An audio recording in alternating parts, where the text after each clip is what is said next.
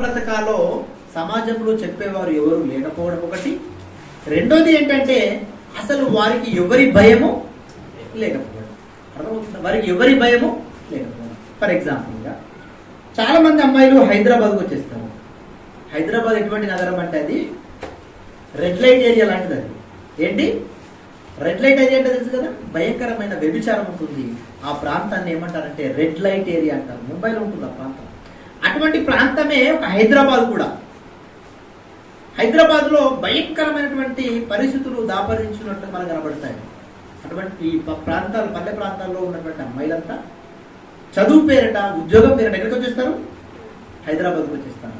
అక్కడికి వచ్చిన తర్వాత తల్లిదండ్రుల భయం ఉండదు.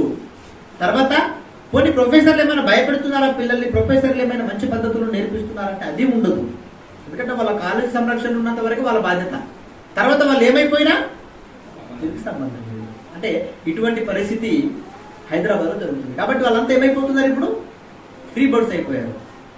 అర్థమైందా? రెక్కలు వచ్చిన పక్షి మాదిరిగా ఎక్కడికి పోయినా అడిగే నాదులు లేదన్నట్టుగా వాళ్ళు ప్రవర్తిస్తున్నారు. అంటే స్త్రీలు ఎలా బ్రతకాలో అన్న కనీస బాధ్యతను కుటుంబంలో ఉన్నటువంటి పెద్దలైన వారు తీసుకోవడం లేదు. సమాజాన్ని సంస్కరిస్తున్నాము అన్నటువంటి ప్రొఫెసర్లు కానీ, టీచర్లు కానీ, లేకపోతే ఇంకా ఎవరైతే వాళ్ళని తీసుకెళ్లి హైదరాబాద్లో ఉద్యోగం ఇస్తున్న యాజమాన్యం కానీ తీసుకుంటున్నారంటే తీసుకోరు. ఎందుకంటే వాళ్ళకి అవసరం లేని విషయాలు అవన్నీ కూడా. అవసరం లేని విషయాల్లో ఇన్వాల్వ్మెంట్ అనేది ఎవరు చూపించారు. కాబట్టి భయంకరమైన పరిస్థితిలోనికి స్త్రీ సమాజం అంతా వెళుతుంది. కాబట్టి ఈ పాఠాన్ని పాఠంగా పెట్టుకొని మనము ఆలోచన చేస్తున్నాం. ఇకపోతే సరే, సమాజం గురించి మాట్లాడుతూ ఉంటే అదే పాఠం అయిపోతుంది. క్రైస్తవ సమాజంలోనికి వచ్చి మనం మాట్లాడగలిగితే క్రైస్తవ స్త్రీలుగా ఎలా ఉన్నారు ఈరోజు, వాళ్ళ పరిస్థితులు ఎలా ఉన్నాయి అంటే క్రైస్తవ స్త్రీల పరిస్థితులు కూడా అలాగే ఉన్నాయి. ఫర్ ఎగ్జాంపుల్గా క్రైస్తవ స్త్రీలు క్రైస్తవ సంఘాలకు వెళుతున్నప్పుడు కూడా వాళ్ళు ధరించే వస్త్రధారణ ఎలా ఉంది ఆలోచన చేయండి. ఏం చేస్తున్నారు మీరు ఇక్కడ? కూర్చోడా? ఇక్కడ పాప ఎడిపోయింది, ప్రవళికి ఎడిపోయింది. పిల్లలు ప్రవళిక పిలవండి త్వరగా.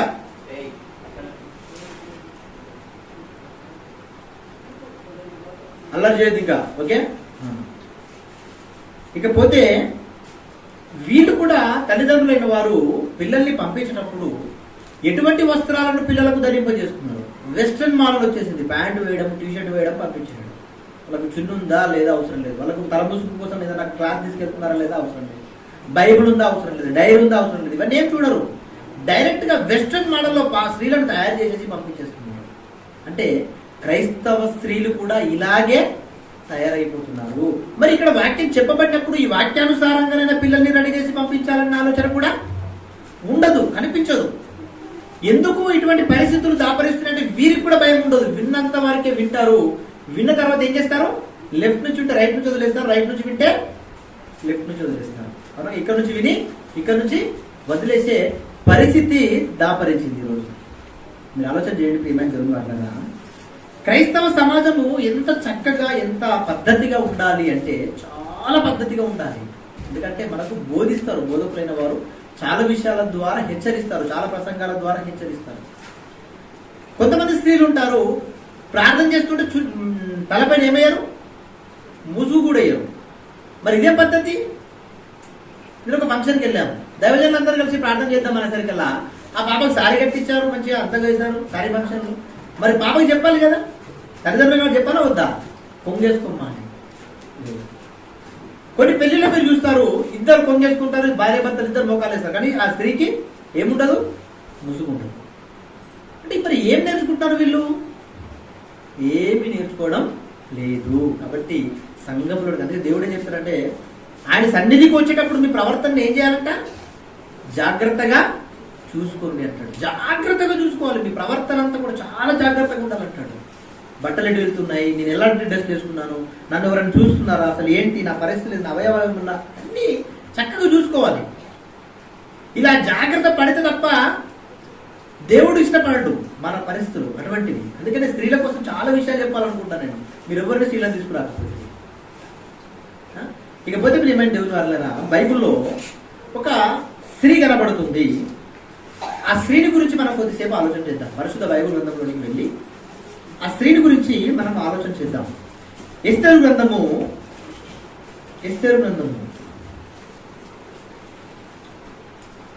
మొదటి అధ్యాయము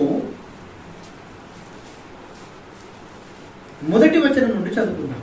ఎస్తేరు గ్రంథము మొదటి అధ్యాయము మొదటి వచనం. స్త్రీలైన వారే చదివి వినిపించాలి మనకు త్వరగా. అహేశ్వరోషు దినములలో జరిగిన చర్యల వివరము. హిందూ దేశము మొదలుకొని కూషు దేశము వరకు 127 సంస్థానములను అహేశ్వరోషు రాజు ఏలెను. ఆ కాలమందు రాజైన అహేశ్వరోషు షూషాను కోటలో నుండి రాజ్య పరిపాలన చేయుచుండగా తన ఏలుబడి యందు 3వ సంవత్సరమున తన అధిపతులందరికీ సేవకులకును విందు చేయించెను. పారసిక దేశం యొక్కయు మధ్య దేశం యొక్కయు పరక్రమశాలులను గనులను సమస్తానాధిపతులను అతని సన్నిధి నుండగా అతడు తన మహిమగల రాజ్యం యొక్క ఐశ్వర్య ప్రభావములను తన మహత్యక్షయ ఘనతలను అనేక దినములు అనగా 180 దినములు కనపరిచెను.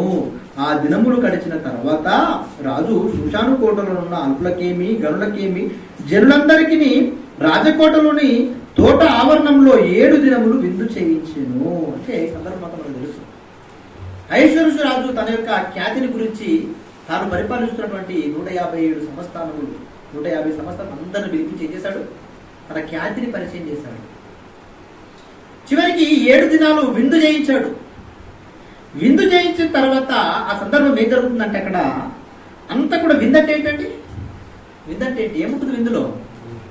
మంచి భోజనాలు ఉంటాయి, రకరకాల భోజనాలు, ఇంకా మందు అది ఇవన్నీ ఉంటాయి. బాగా తాగేశారు. తాగిన తర్వాత రాజుకు కోరిక పుట్టింది. అహేశ్వరోషు రాజుకు కోరిక పుట్టింది. ఏంటి?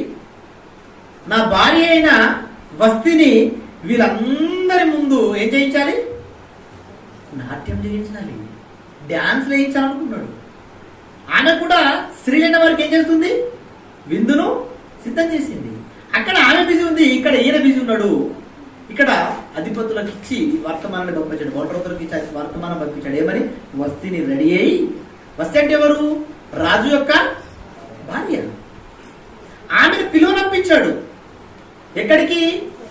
ఈ తోటలో ఈ ఇంతమంది అధిపతులు ఎదుట ఏం చేయాలి? నాట్యం చేయాలి. నాట్యం చేయించడానికి పిలువనంపించాడు. కానీ స్త్రీ పద్ధతి గలదిగా కనబడుతున్న సందర్భంలో అక్కడ ఏం జరిగింది అనేది విషయం తర్వాత యూదులను కాపాడడానికి ఎస్తేరు వస్తుందన్న సంగతి అలా కూర్చొని పక్కన పెడితే రాజు యొక్క ఆజ్ఞను తిరస్కరిస్తుంది ఈమె. ఏ విషయంలో? అంతమంది పురుషుల సముఖమును నేను నాట్యం చేయడం నాకు ఇష్టం లేదు. తిరస్కరించేస్తుంది. అంటే తిరస్కరించడం మంచి పనా చెడ్డ పనా? ఈ సందర్భాన్ని చదువుతుంటే నిజంగా చాలా చక్కని డిసిషన్ తీసుకుని అనిపిస్తుంది. కానీ ఎవరి సముఖంలో పిలిచాడేనా? అతను పరిపాలిస్తున్నటువంటి ఆ అధిష్టానంలో ఎవరెవరైతే ఉంటారో పెద్దలుగా వాళ్ళందరి ఎదుట పిలువనంపించాడు. కాబట్టి ఇతని మాట చిన్నదైపోయింది. అందుకే ఆమెకు పనిష్మెంట్ వేశారు. కానీ వాస్తవానికి తాగిన మైకంలో ఎవరు ఎటువంటి నిర్ణయాలు తీసుకుంటారో కూడా తెలియదు. అక్కడ నిర్ణయాన్ని తీసుకున్నాడు. వెంటనే రాణికి కబురు పెట్టాడు, పిలిపించాడు. కానీ ఆమె ఇష్టపడ్డదా? ఇష్టపడ్డదు. వెంటనే ఆ అహేశ్వరోషు రాజు అడుగుతాడు సంస్థాన అధిపతులను, జ్ఞానులను అడుగుతాడు. అక్కడ ఏమని అడుగుతాడు చూడండి ఆ సందర్భాన్ని ఒకసారి. 13వ వచనం, మొదటి అధ్యాయం 13వ వచనం. విధిని రాజ్యధర్మమును ఎరిగిన వారందరి చేత రాజు ప్రతి సంగతి పరిష్కరించుకొనువాడు గనుక అతడు కాలజ్ఞానులను చూసి రాణి అయిన వస్తి రాజైన అహేశ్వరోషు అను నేను నపుంసకుల చేత ఇచ్చిన ఆజ్ఞ ప్రకారము చేయకపోయినందున ఆమెకు విధిని బట్టి చేయవలసినదేమని వారిని అడిగాను. ఆమె నా మాటను తిరస్కరించింది. ఇప్పుడు నేను ఆమెను ఏం చేయాలి అని కాలజ్ఞానులు అడుగుతున్నాడు. వాళ్ళు చెప్తున్నారు. ఇప్పుడు వాళ్ళు ఏం చెప్తున్నారు? 15వ వచనం. అతని సన్నిధిన ఉండి రాజముఖము చూచుచు రాజ్యమందు ప్రథమ పీఠముల మీద కూర్చుండు పారసీకుల యొక్కయు మాదికుల యొక్క 7 ప్రధానులు ఎవరనగా ఆయన పేర్లు చెబుతూ 16 వచనంకి వచ్చేసరికల్లా మేమే కాను రాజు ఎదుటను ప్రధానుల ఎదుటను ఇలాగ ప్రత్యుత్తరం ఇచ్చెను, రాణి అయిన వస్తి రాజు ఎడల మాత్రము కాదు, రాజైన అహేశ్వరోషు యొక్క సకల సంస్థానములలో నుండి అధిపతులందరి ఎడల జనులందరి ఎడల ఏమైపోయిందంట? నేరస్తురాలైపోయింది. ఇప్పుడు ఈమె ఇలాగే వదిలేశారనుకోండి, ఏం జరుగుతుంది తెలుసా? ఈ సంస్థానాలు ఏవైతే ఉన్నాయో ఈ సంస్థానాల అధిపతులు అందరి భార్యలు ఏం చేస్తారు? ఇప్పుడు తిరుగుబాటు చేస్తారు. కాబట్టి ఆమెకి ఏం చేయాలి? పనిష్మెంట్ ఇవ్వాలి అని రాజాజ్ఞ బయలుదేరిపోయింది. అంటే కొన్ని సందర్భాల్లో మంచి డిసిషన్స్ తీసుకున్న సందర్భాన్ని బట్టి అర్థం చేసుకునే విధంగా వస్తూ ఉండవలసింది. కానీ అక్కడ పరిస్థితి ఏంటి, ఆ సందర్భం ఏంటి, అసలు నా హస్బెండ్ యొక్క ఖ్యాతి ఏంటి, ఆయన గొప్పతనం ఏంటి, అసలు ఈ సందర్భంలో నేను రిజెక్ట్ చేయడం అది కరెక్ట్ కాదని ఒక్క నిమిషం ఆలోచించలేకపోయింది. ఇటువంటి స్త్రీలే ఈ రోజు సమాజంలో మనకు కూడా కనపడతారండి. కొన్ని సందర్భాలలో స్త్రీలైన వారు గృహ పరిపాలన చక్కగా జరిగిస్తున్నా, భార్యాభర్తల మధ్య మంచి సత్సంబంధాలు ఉన్నా, కొంతమంది పెద్దలు వచ్చినప్పుడు వారి ఎదుట కొన్ని నిర్ణయాలను త్వరపడి తీసుకుంటారు. వారి ఎదుటనే మీరు వెంటనే తిరస్కరించారనుకోండి, ఇప్పుడు ఏమైపోతుంది? ఎవరి పరుగు పోతుంది? మీరు ఎవరినైతే కిరీటంగా ధరింపజేసుకున్నారో మీ భర్తలు, ఆ భర్త యొక్క పరుగు ఏమైపోతుంది? నేల రాలిపోతుంది. అక్కడ తప్పైనా నువ్వు చేయవలసిన బాధ్యత ఏంటో తెలుసా? యాక్సెప్ట్ చేయాలి, సరే అనాలి, ఒప్పుకోవాలి. అందరూ వెళ్ళిపోయిన తర్వాత మీరిద్దరు కలిసి ఏం చేయాలి? డిస్కషన్ చేసుకోవాలి, నిర్ణయించుకోవాలి, చర్చ చేసుకోవాలి ఇంట్లో. అది కూడా కోప ఉద్రేకాలతో కాదు. ఎలాంటి వాతావరణంలో చర్చ చేసుకోవాలి? ప్రేమగా, సమాధానముగా, ఓపికగా మీ భర్తతో మీరు చర్చ చేసుకోవాలి. అటువంటి లక్షణం ఒక స్త్రీకి ఉండాలి.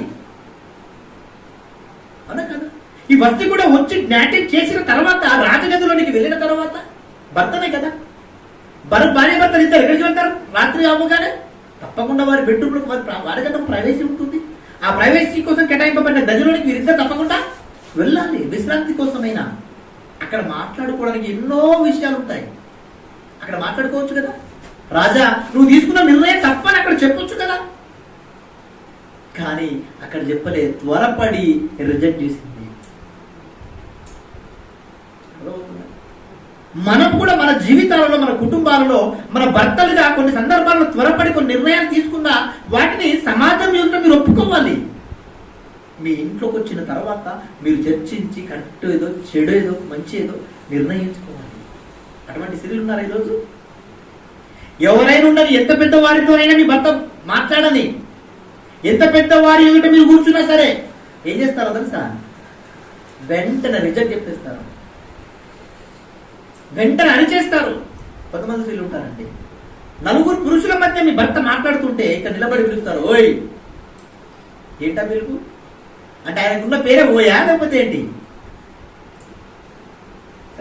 ఆంధ్ర స్త్రీలు చాలా చక్కగా పిలుస్తారు, ఏమండి అంటారు తెలుసా? ఏమంటారు వాళ్ళు? ఏమండి. అదొక పద్ధతి, అదొక గౌరవం. ఈ మధ్యకాలంలో ట్రెండ్ అయిపోయింది. వెంకటేశ్వర్లు అంటది భార్య, అక్కడ జాయిన వస్తున్న సుబ్బమ్మ అంటాడు. ఇదా భర్తను పిలుచుకునే పద్ధతి? ఇదా? చాలా గౌరవంగా, చాలా గొప్పగా, చాలా ఉన్నతంగా పిలవాలండి. భర్త అంటే ఏమనుకుంటున్నారు మీరు? చాలా గొప్పవాడు, మీకు తెలియదు ఆ విషయం. సంఘానికి శిరస్సు ఎవరు? క్రీస్తు. స్త్రీకి శిరస్సు ఎవరు? భర్త అండి. భార్య భర్తల బంధం చాలా గొప్పది, చాలా గొప్పది. ఏ సమస్య ఉన్నా 4 గోడల మధ్య పరిష్కరించుకోవాలి స్త్రీలైన వారు. గుర్తుపెట్టుకోండి, రోడ్డు మీదకి రాకూడదు, రోడ్డు మీద పడకూడదు. ఎవరు నీకు ఎటువంటి సహాయము చెయ్యరు. చేస్తారా? కొంతమంది స్త్రీలు త్వరపడి రోడ్డు మీదకి వచ్చి ఏం చేస్తారు? నా భర్త అలాంటోడు, నా భర్త ఇలాంటోడు, నన్ను అలా చేస్తాడు, నన్ను ఇలా చేస్తాడు, నన్ను ఇలా అవమానం చేస్తున్నాడు, నన్ను అలా అవమానం చేస్తున్నాడు. ఎన్నో విషయాల మీద చర్చ చేసుకుంటారు రోడ్డు మీదకి వచ్చి. సరే, రోడ్డు మీదకి వచ్చి చర్చ చేస్తావు, బాగుంది. మరి రోడ్డు మీద ఉన్న వారిని సమస్యలు ఏమైనా పరిష్కరిస్తారా? లేదే. అటువంటిప్పుడు చెప్పడం దేనికి? అటువంటిప్పుడు రోడ్డు మీదకి రావడం దేనికి? ఆలోచన చేయండి. అందుకే నా విషయం విషయాల్లో అయితే నేను ఒకటే అంటానండి, నాకు చెప్పేంత జ్ఞానం కలిగిన వారు ఎవ్వరు లేరని డిసైడ్ అవుతాను నేను. నాది ఏది ఉన్నా నన్ను నేనే సాల్వ్ చేసుకుంటాను. కాబట్టి జాగ్రత్త స్త్రీలారు. ఏం చేయాలంటే మన కుటుంబంలో సమస్యలు రావని కావు, సమస్యలు అనేవి ఎప్పుడు ఉండేవి. మనం చచ్చిపోయేంత వరకు సమస్యలు ఉంటాయి. నీకెందుకు బెడ్రూమ్ అనేది ఒకటి ఉంది. ఏ ప్రపంచం అంతా తిరిగి వచ్చినా సాయంకాలం కాగానే ఎడికి రావాలి, బెడ్రూమ్లోకి రావాల్సిందే కదా. అక్కడ చర్చించుకో, ప్రశాంతమైన వాతావరణం. ఏమండి మనం చేసే పనులు ఏంటి, మనం ఏ ప్రణాళిక చేసుకుంటున్నాం, మనం ఎటువంటి పరిస్థితుల్లో ఉన్నాం, మనం ఏం చెయ్యాలి, మన పిల్లల పరిస్థితి ఏంటి, మన పరిస్థితి ఏంటి, ఇవన్నీ మీరు ఆలోచన చేసుకోండి. అరుసుకుంటే ప్రయోజనము లేదు. అరవడం ద్వారా మన ఫ్యామిలీస్ ఎక్కడికి వెళ్ళిపోతాయి తెలుసా? కోట్ల దగ్గరికి వెళ్ళిపోతాయి. ఎక్కడికి వెళ్ళిపోతాయి? కోట్ల మెట్ల దగ్గరికి వెళ్ళిపోతాయి. పేమెంట్ మీరు ఆలోచన చేయట్లేదు. ఈరోజు ఆ పరిస్థితి ఎక్కడికి వెళ్ళిపోయింది చూడండి. పరిస్థితి ఎక్కడికి వెళ్ళిపోయింది? సమస్తానాధిపతులను అడిగేంత స్థితికి వెళ్ళిపోయింది. మీ సమస్యను ఇంకొకరికి షేర్ చేశారనుకోండి, వాళ్ళు ఏం చేస్తారో తెలుసా? ఏమంటారండి? ఈ మధ్య కాలంలో తల్లిదండ్రులు కూడా సరిగ్గా లేరండి. తల్లిదండ్రులు కూడా సరిగ్గా లేదు. ఎలా ఉన్నారు తెలుసా? తల్లిదండ్రులు కూతురుని మనం పెళ్లి చేశాము, అత్తారింటికి పంపించాము, బాధ్యత వెళ్ళిపోయింది, అయిపోయింది. ఇప్పుడు అక్కడ సమస్యలు రావా? నువ్వు ఎవరి కాలంలో ఉన్నప్పుడు నీ భర్తతో నువ్వు కాపురం చేసినప్పుడు మీ సమస్యలు రాలేదా? వస్తాయా రావా? వస్తాయి. అదే సమస్యలు వారి కుటుంబంలో కూడా వస్తాయి. ఇప్పుడు ఆమె తొందరపడి చిన్నదిగా ఉంటుంది కాబట్టి, ఎవరగా ఉంటుంది కాబట్టి, కొంచెం ఆవేశం ఎక్కువ, పౌరుషం ఎక్కువ. వెంటనే ఏం చేస్తుంది? నాకంటూ తక్కువేముంది, మా అమ్మ ఉంది, మా నాన్న ఉన్నాడు, మా అన్న ఉన్నాడు, తమ్ముడు ఉన్నాడని గుర్తుకొస్తారు. గుర్తుకురారా? గుర్తుకొస్తారు. ఎవరికి ఫోన్ చేస్తుంది? పేరెంట్స్కి ఫోన్ చేస్తుంది. నాన్న మా ఆయన ఇలా అంటున్నాడు, నాన్న మా ఆంటీ ఇలా అంటుంది నాన్న, చెప్పరా? చెప్తారు. చెప్పిన వెంటనే ఇక్కడ ఉన్న తల్లిదండ్రులు కూడా మా జీవితంలో మేమే సమస్యలు ఎదుర్కోలేనట్టు, మేమంతా చాలా చక్కగా ఉన్నట్టు వీళ్ళు ఏం చేస్తారు? అయితే వచ్చాయి చూసుకున్న తర్వాత. ఇదా చెప్పే పద్ధతి? ఇలా చెప్పకూడదమ్మా. నీ సమస్యలు నువ్వే పరిష్కరించుకో, ఇంటికి వచ్చే అవకాశమే లేదు అని కణాఖండితంగా చెప్పేయాలి. తెలుసా? జ్ఞానంగా నువ్వు చూసుకున్నానా చెప్పాలి. తల్లిదండ్రులుగా చెప్తున్నారు. ఈరోజు సీరియళ్ళను చూసి ఇంకా గడిపోయారండి. ఈరోజు ఈ సీరియళ్ళు సినిమాలను చూసి ఇంకా గడిపోయారు. ఎవరు చెప్పాలి? ఎవరు ఈ సమాజాన్ని సంస్కరించాలి? లాస్ట్ సెమినార్లో మీకు చెప్పాను, గృహ పరిపాలన అంటే కుటుంబాన్ని కాపాడుకునేది ఎవరు? స్త్రీనండి. చాలా మందికి విషయం తెలియదు. మీ కుటుంబం రోడ్డున పడుతుందన్నా, మీ కుటుంబం యొక్క ఆర్థిక పరిస్థితులు భయంకరమైన పరిస్థితుల్లోనికి వెళుతున్నాయన్నా, మీ కుటుంబ పరిస్థితులన్నీ కూడా సమాజంలోనికి వెళుతున్నాయన్న దానికి కారణం ఎవరో తెలుసా? స్త్రీ. స్త్రీలేనండి. ఇవన్నీ కూడా చాలా చక్కగా, చాలా పద్ధతిగా పరిష్కరించుకోవాలి సమస్యలన్నింటినీ కూడా. ఇలా చేసుకోలేమా? అపవాది మన కుటుంబాల్లోనికి దూరిపోతాడు. ఆలోచించండి చాలా చక్కగా. ఇలా ఐశ్వర్యస్ యొక్క రాజుగారి పరిస్థితే ఇంత దయానీయమైన పరిస్థితుల్లోకి వచ్చింది. ఇంకొంతమంది తల్లిదండ్రులు కాకుండా ఎవరిని అడుగుతారు? ఫ్రెండ్స్. ఎక్కడ చెప్పుకోవాలని విషయాలు ఎక్కడ చెప్పుకుంటారు? స్నేహితులు చెప్పుకుంటారు. ఇప్పుడు స్నేహితులు మనం రైట్ గైడెన్స్ చేస్తారా? వీడు కూడా ఏదో అన్ని ఉద్ధరించిన వాళ్ళలాగా వీడు కూడా ఏం చెప్తారు? ఈమె కూడా ఏం చెప్తుంది? అదేంటే నీ భర్త ఇలా ఉన్నాడు, నా భర్త అయితే ఎంత బాగా చూసుకుంటాడు తెలుసా? అబ్బా ఏం బాగా చూసుకుంటాడు, నేను కొట్టనప్పుడు ఎప్పుడు. అవునా కదా? పెద్దలు చెప్తుంటారు ప్రతి ఇంట ఏముంటుందట? మట్టిపోయేదట. ప్రతి ఇంట్లో సమస్యలే. ఈమెనైనా సమ్టైమ్స్ చెప్పాలి కదా, కామన్ ఏమని సమస్యలు ఇంట్లో అందరికీ వచ్చేటి అవన్నీ ఎందుకు తొందరపడుతున్నావు? ఒక ఆవిడ ఉందండి, ఒక పాప ఉంటుంది. అమ్మ మీ అత్తను బాగా చూసుకొని చెప్తాను. ఎప్పుడు కలబడ్డాను నాకు కనబడితే ఏం చెప్తాను? మీ అత్తను బాగా చూసుకో తల్లి అని చెప్తా. మా అత్తతో మాట్లాడేది. ఏమైందమ్మా? నన్ను తిట్టింది. మరి తిట్టొద్దా? నిన్ను మందలించొద్దా? నీకు బుద్ధి చెప్పకూడదా? ఎవరు చెప్పాలి మరి నీకు బుద్ధి? ఇంటికి పెద్దగా ఆమె ఉంది కదా, ఆమెనే కదా చెప్పాలి.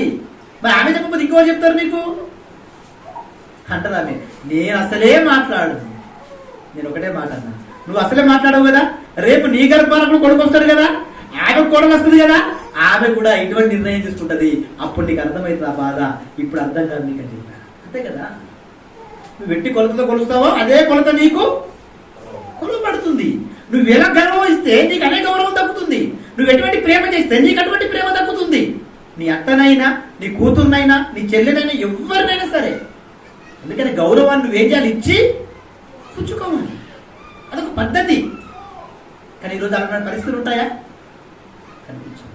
అందుకే క్రైస్తవ స్త్రీలైనటువంటి మీరైనా అటువంటి పద్ధతులను అలవరుచుకోవాలి. ఒకరిని ఎత్తి చూపకుండా, ఒకరిని అగౌరవపరచకుండా గౌరవం ఇచ్చి ఆ గౌరవాన్ని మనం కూడా తీసుకోవాలి. మన ఇంటికి ఎవరైనా స్త్రీ వచ్చారనుకోండి, వెంటనే చేరేసి మంచినీళ్ళు ఇచ్చి టీ పెట్టారనుకోండి, ఎంత అద్భుతంగా ఉంటుంది. అబ్బా, నేను ఫలాని అనుష వాళ్ళ ఇంటికి వెళ్తే ఏ రోజు కూడా నన్ను తక్కువ చేయరండి, వాళ్ళు నాకు ఒక గురి చేస్తారు, నా బతికేంతండి, కానీ నన్ను వాళ్ళు గౌరవిస్తారని అనుకుంటారు వాళ్ళ మనసులో. నా పరిస్థితులు బాగలేవండి మా ఇంట్లో, కానీ నన్ను గౌరవిస్తారనుకుంటారు. అనుకోరా? అనుకొని నువ్వు ఒక రోజు వాళ్ళ ఇంటికి వెళ్ళినప్పుడు నిన్నేం చేస్తారు వాళ్ళు? అదే గౌరవం నీకు కూడా అక్కడ. మన ఇంటికి ఒక పేదోడు వచ్చాడు అనుకోండి, ఇప్పుడు మనం చేరేస్తామా? అది బట్టలు బాగాలేవు, వాడు ఎంత గలీజ్గా ఉంటాడు, వాడు రాగా మన మన టెంపర్ మారిపోతుంది. ఎలాంటి పరిస్థితులకు వెళ్ళిపోతాం తెలుసా మనం? అడుగుతాం, అదేంటి వాడు మనిషి కదా, వాడు మనిషి కదా, వాడు దేవుడి కుమారుడు కదా, దేవుడి పిల్లలేనంత. అటువంటి వారిని కూడా మీరు ఏం చేయాలి? గౌరవించాలి. అటువంటి మనస్తత్వం మనకు ఉండాలి. ఉంటుందా? అడుగుతాడు, కింద కూర్చో, కింద కూర్చోండి చేయకూడదు. అటువంటి వారిని కూడా కూర్చోబెట్టి మంచి పద్ధతిగా మీరు గౌరవిస్తే నిజంగా చక్కటి స్త్రీలుగా ఉంటారు. అంత ఓపిక స్త్రీలకు ఉండాలి. ఉందా ఈరోజు? లేదండి. మంచి మాట చెప్పమంటారా? విడాకుల సమస్యల్లో కోర్టులలో ఎక్కువ కేసులు ఎవరు తెలుసా? క్రైస్తవుల కేసులు ఎక్కువ ఉన్నాయి అక్కడ. ఎందుకంటే ఇటువంటి స్త్రీల సమావేశాలు పెట్టి స్త్రీ ఎలా బ్రతకాలో చెప్పడం లేదు. అందుకే మీరైనా చక్కగా నేర్చుకునేటువంటి మాటల్ని సమాజంలో ఉన్న స్త్రీలకు చెబుతారనే మీకు మంచి అవకాశం నెలకు ఒకసారి పెడుతున్నాను. మీరు దీన్ని చాలా చక్కగా ఉపయోగించుకోవాలి. అనేక మంది స్త్రీలను తీసుకురావాలి ఇక్కడికి. ఒక స్త్రీ ఎంతమంది ఉన్నారు? 1 2 3 4 5 6 7 అంటే దాదాపు రఫ్గా మన సంఘంలో ఒక 10 మెంబర్స్ లేడీస్ ఉన్నారు. ఒక్కొక్కరు 10 మంది తీసుకొస్తే ఎంతమంది అవుతారు? 100 మంది అవుతారండి. ఆ టార్గెట్ పెట్టుకోవాలి. నెక్స్ట్ సెమినార్ కల్లా గుర్తుపెట్టుకోండి. మైండ్ ఇప్పుడు మెదులుతుండాలి. వాళ్ళ కుటుంబాలు బాగుపడాలంటే ఏం కావాలి? ఇటువంటి మాటలు వారికి వినిపించాలి. కాబట్టి ఈరోజు క్రైస్తవ కుటుంబాలు పతనావస్థకు చేరుతున్నాయంటే కారకులు ఎవరంటే మనమే. ఆలోచన చేయండి. ఇక్కడ వస్తీ వెళ్ళిపోయిన తర్వాత ఆమె శిక్ష వేశారు. రాజు ఆమెను వదిలించుకున్న తర్వాత రాజాజ్ఞ బయలుదేరింది. ఏమంటే ఆయనకు ఒక భార్య కావాలి కదా. మరి భార్య కావాలన్నప్పుడు ఆయన యొక్క ఐశ్వర్య ఆ ప్రాంతంలో ఉన్నటువంటి ఆ కోట, ఆ పరిసర ప్రాంతంలో ఉన్న వాళ్ళకి స్త్రీలందరినీ కూడా అందరిని పిలువనంపించారు. యవ్వనమైన స్త్రీలందరినీ కూడా పిలువనంపించడానికి ఒక ఆజ్ఞ బయలుదేరింది. అందులో ఒక స్త్రీ సెలెక్ట్ అయింది. ఎవరా స్త్రీ? ఎస్తేర్ అండి. ఎస్తేరు ఎందుకు సెలెక్ట్ అయిందో బైబిల్లో రాయబడింది. ఆమె గురించి చాలా చక్కటి మాట రాయబడిందండి. ఆ మాట మీరు అండర్లైన్ చేసుకోవాలి. ఒకసారి ఆ సందర్భాన్ని మనం చూద్దాం.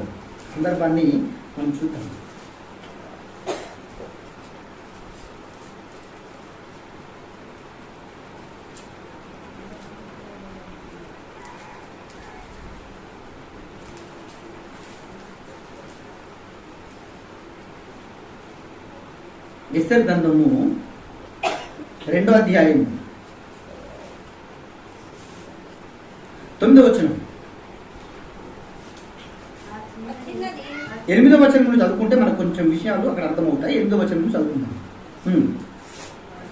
రాజాజ్ఞయు అతని నిర్ణయమును ప్రచురము చేయబడి కన్యకులు అనేకులు షూషాను కోటకు పోగు చేయబడి హేగే వశమునకు అప్పగింపబడగా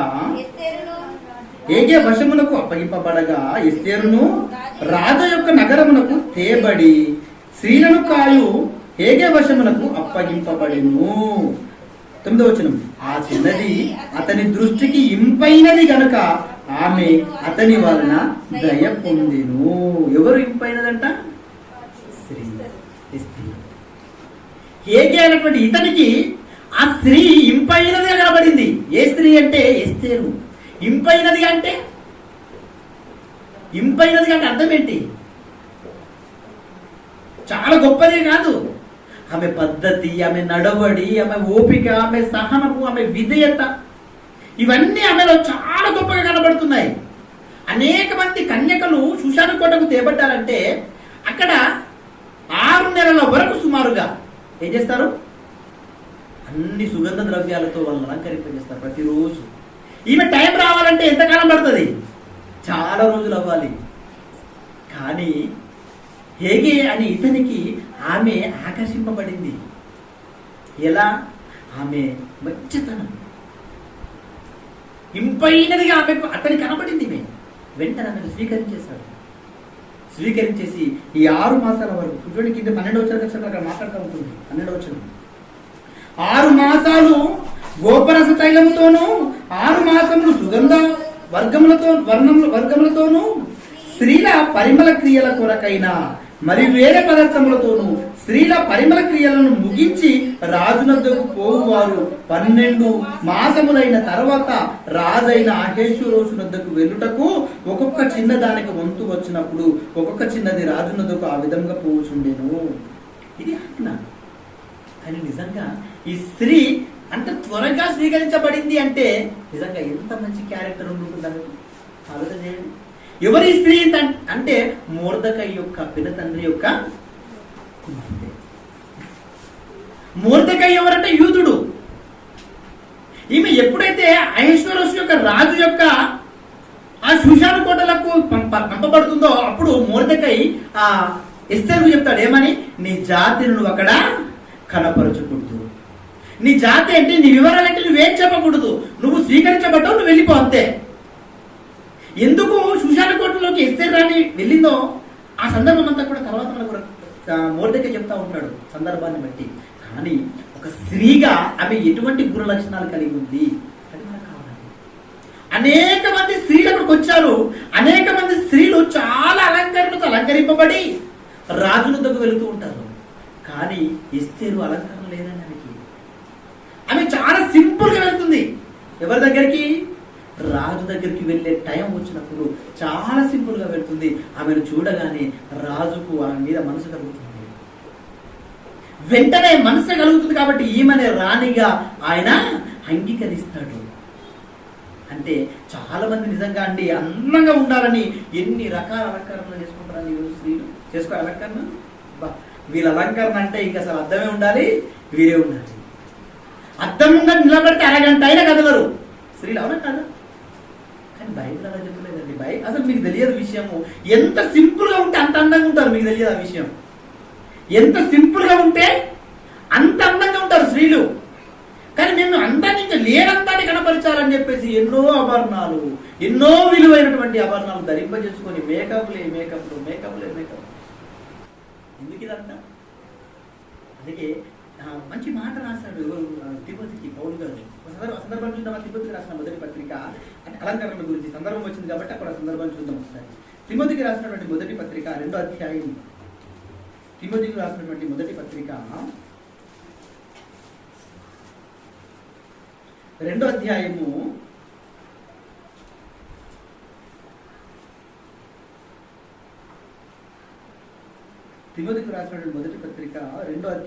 9వ వచనం. మరియు స్త్రీలను అనుకువయు స్వస్థ బుద్ధి గలవారై ఉండి తగుమాత్రపు వస్త్రముల చేతనే గాని జడలతోనైనను బంగారముతోనైనను ముత్యములతోనైనను మిగుల వేలగల అంటే విలువ గల వస్త్రములతోనైనను అలంకరించుకొనక అన్నాడు. అలంకరించుకోమన్నాడా? అలంకరించుకోవద్దన్నాడు. అలంకరించుకొనక అన్నాడు. తగుమాత్రపు వస్త్రాలంటే తెలుసా? పండగ రాగానే స్త్రీలు ఏం చేస్తారండి? భర్తను కాకపడతా ఉంటారు. ఏమండి అంతే కదా? ఎన్నో లేని ప్రేమ ఆ పండగ దగ్గర పడుతూనే పుడుతుంది స్త్రీకి. భర్త మీద ఎప్పుడు ప్రేమ ఉంటుంది, ఎప్పుడు ఖర్చుకుంటూ ఉంటారు. ఇది చేయాలో అది చేయాలో అలా చేయాలో ఇలా పండగ దగ్గర పడితే ఇక ప్రేమ పుట్టుకొస్తూ ఉంటుంది లోపల. ఏమండి చెప్పు అంటున్నాను. అవి ఎన్నలేని మాట ఏమండి అనగానే నాకు అర్థమైపోతుంది లోపల. ఏదో స్టార్ట్ అవుతుంది అక్కడ అని. అంతే కదా? ఏదో ప్రేరణ స్టార్ట్ అవుతుంది అక్కడ అనుకుంటాం. మనం ఆలోచన చేస్తూ ఉంటాం. స్టార్ట్ చేస్తుంది ఇలా ఏమండి చెప్పు, ఒక విషయం చెప్పాలని చాలా రోజులు అనుకుంటానండి. చెప్పలవద్దు అంటది, చెప్పు పర్వాలేదు అంటున్నాను. మరి కాదనొద్దు అంతే కదా, ఫస్ట్ కమిట్మెంట్ తీసుకోవాలి. కాదనొద్దు, చేయనొద్దు అంటేనే చెప్తా. మనం యాంగ్జైటీ ఉంటాం, అరే ఇంతగానము ఆ యాంగ్జైటీ చేస్తుంది, మనల్ని ఆతురతలోకి గురి చేస్తుంది, ఏముందో ఇంకే వేరే విషయాలు మనం అనుకుంటాం. అనుకొని ఇలా చూస్తాం, చెప్పు పర్లేదు చేస్తా, తప్పకుండా చేస్తా అంటాం. ప్రామిస్ చేస్తాం, ప్రామిస్ చేస్తా, నా మీద ఉంటాయి నీ మీద ఉంటూ చేస్తా. ఏం లేదండి మరి పండుగ వస్తుంది కదా, ఒక మంచి పట్టు చీర కావాలి, 4,000 అంట అంటది. ఏమంటారు?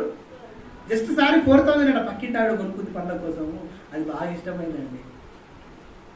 అడిగావు కాబట్టి ఇప్పుడు ఏం చేయాలి? కొనియాలి. డబ్బులున్నాయి, ఆర్థికంగా నువ్వు బాగున్నావంటే పర్వాలేదు, కానీ దేవుడు ఏం చెప్పాడు అంతకంటే ముందు? విలువ గల వస్త్రములతో నీవు అలంకరించుకొనక, తగుమాత్రపు వస్త్రాలు అంటే నీ ఒళ్ళును కప్పుకోవాలి, కాబట్టి కప్పుకోవడానికి కొన్ని బట్టలు అవసరం, కాబట్టి వాటిని కొనుక్కో అంతే. కానీ ఈరోజు ఏదో అంటారు కదా, అంగ వైభోగంగా అన్నట్టుగా హడావిడి, అంగరంగ వైభోగంగా అన్నట్టు హడావిడి. ఎందుకు హడావిడి? ఆలోచన చేయండి. అందుకే ఇటువంటి స్త్రీలు ఉంటారని రాశారు అక్కడ. ఏమన్నటువంటి అన్నమాట, మరియు స్త్రీలను అనుకువ అంటే ఏంటి? అనుకువ అంటే ఏంటి? ఒబీడియన్సీ. అనుకువ కలిగి అంటే భయపడి, భర్తలకు భయపడి, కుటుంబంలో ఆ యజమానులకు భయపడి అంటే గజగజ వణికిపోని కాదు, విధేయత, వినయం, అటువంటి పద్ధతి ఉండాలి. అనుకువ కలిగి అన్నాడు. అనుకువ ఇంకేమంటున్నాడు? స్వస్థ బుద్ధి అంటే ఏంటి? మంచి నడవడి, మంచి బుద్ధులు, మంచి అలవాట్లు, స్వస్థ బుద్ధి గలవారు. ఇంకేమంటున్నాడు? తగుమాత్రపు వస్త్రములు. వస్త్రముల కోసం గొడవ చేసుకోకూడదు. వస్త్రాల కోసం మీరు గొడవ చేసుకోకూడదు. ఆ మధ్యలో ఒక కళాకారుడు ఒక పాట రాశాడు. ఏం పాట రాశాడంట? దసరా మీద ఒక పాట రాశాడండి. దసరా రోజు తన అన్న చెల్లికి ఒకసారి కొనివ్వలేదని ఆమె ఏం చేసిందంట? సూసైడ్ చేసుకొని చచ్చిపోయింది. చచ్చిపోయిన ఆమె మీద ఒక పాట రాశాడు.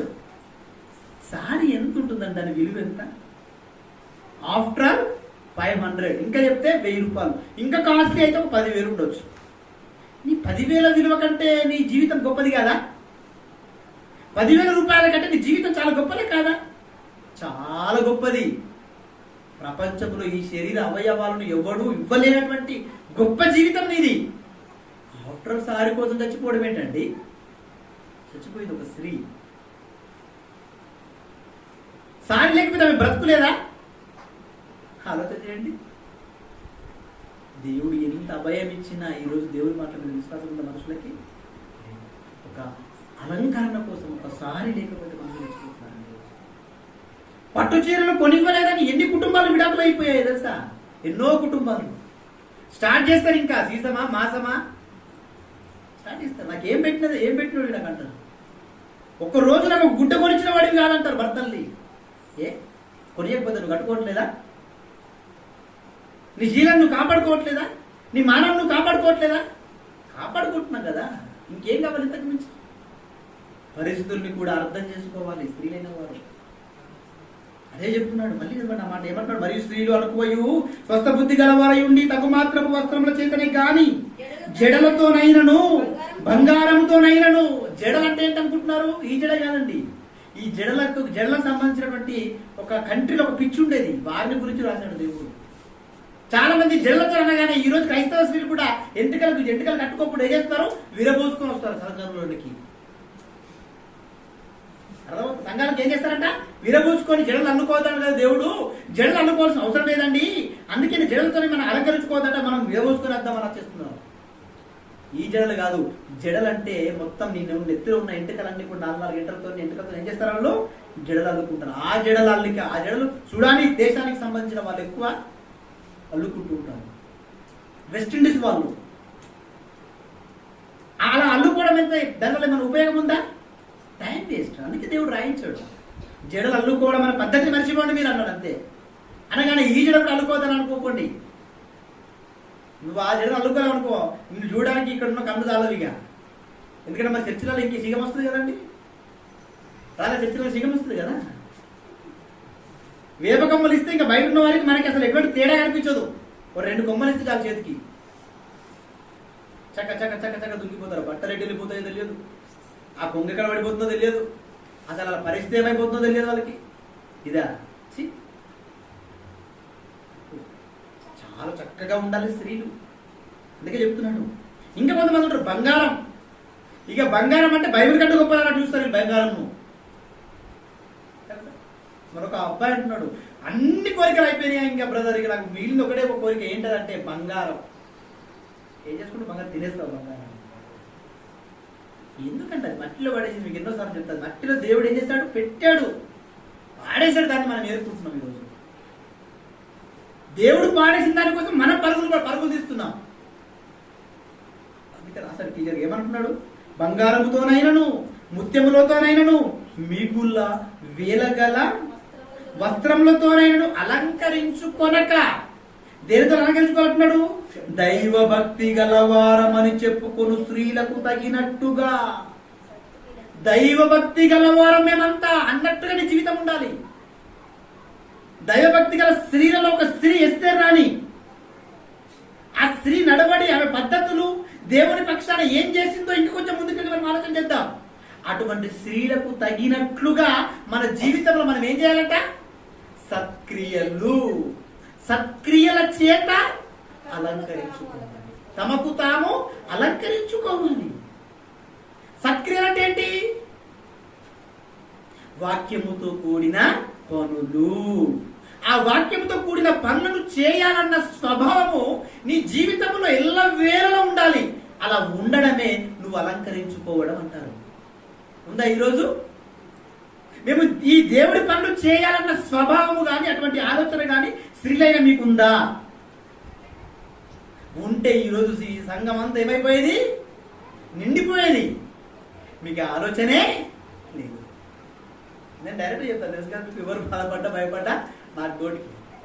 ఎందుకంటే మీరు ఎక్కువ కానుకలు ఇస్తారు, మీరు తక్కువ కానుకలు ఇస్తారు. ఎక్కువ కానుకలు ఇచ్చిన కోసం మీరు సపోర్ట్ చేయాలి, తక్కువ కానుకలు ఇచ్చిన కోసం మీరు మాట్లాడుకోవాలి. అనే స్వభావం రాజన్నకు ఉండదు.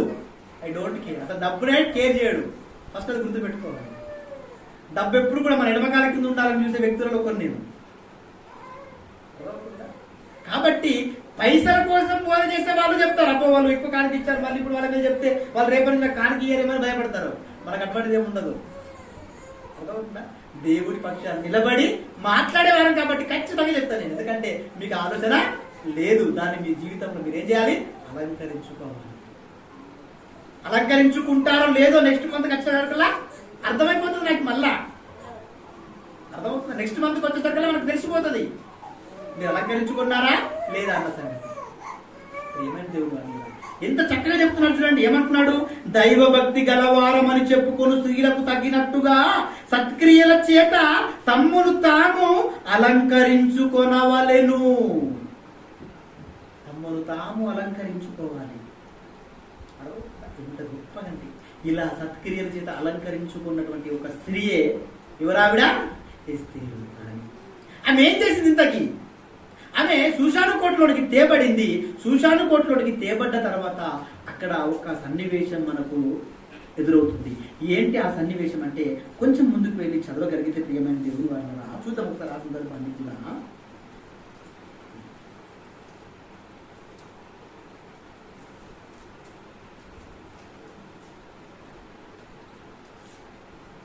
ఇరవై 21వ వచనం ఒకసారి చదువుకుందాం. 21వ వచనం,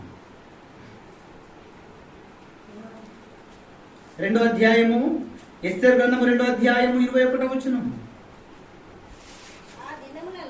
ఆ దినములలో మొర్దెకై రాజు గుమ్మములో కూర్చొని ఉండగా రాజు యొక్క 2 షండులైన బిగ్దాను తేరేషు అను ద్వారపాలకులు కోపగ్రస్తులై రాజైన అహష్వేరోషును చంపుటకు ఆలోచించుకొని ఉండిరి.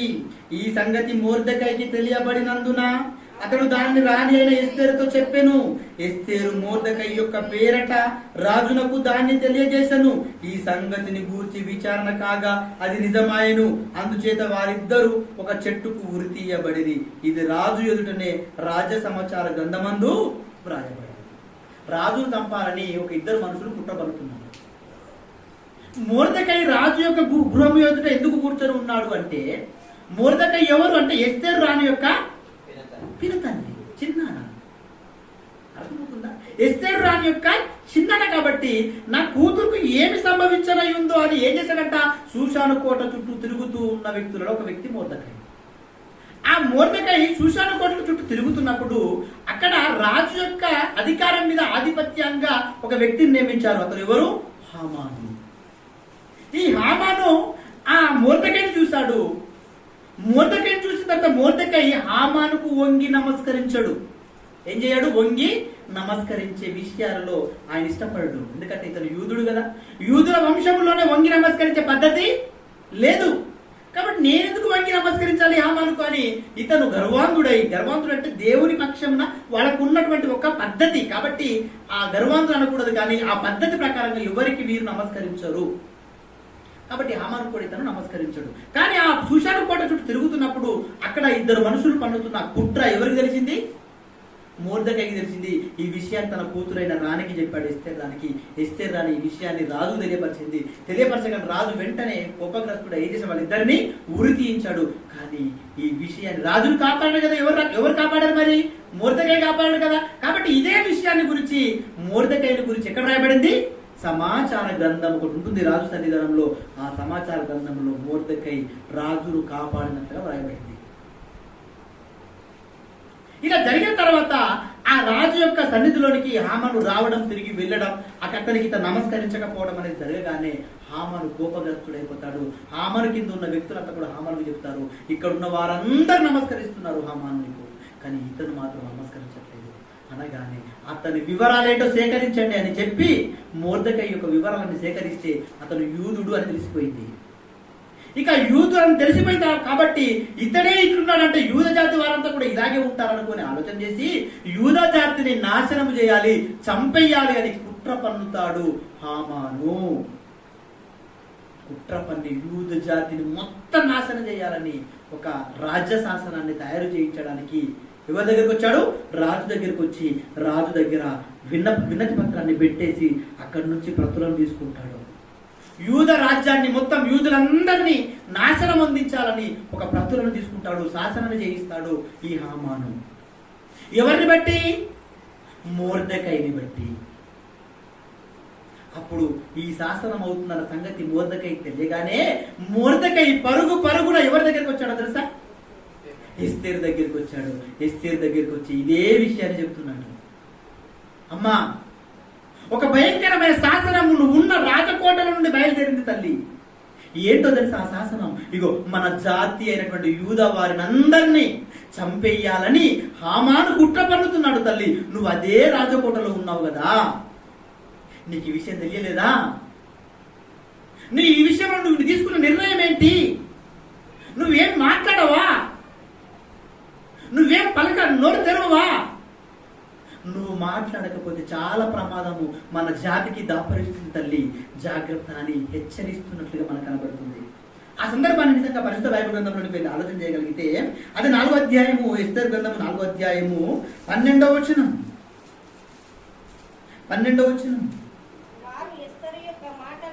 వారు ఎస్తేరు యొక్క మాటలు మొర్దెకైకి తెలుపగా మొర్దెకై ఎస్తేరుతో ఇట్లు ప్రత్యుత్తరం ఇచ్చి, రాజనగర్లో ఉన్నంత మాత్రము చేత యూదులందరికంటే నీవు తప్పించుకొందు అని నీ మనస్సులో తలంచుకొనవద్దు.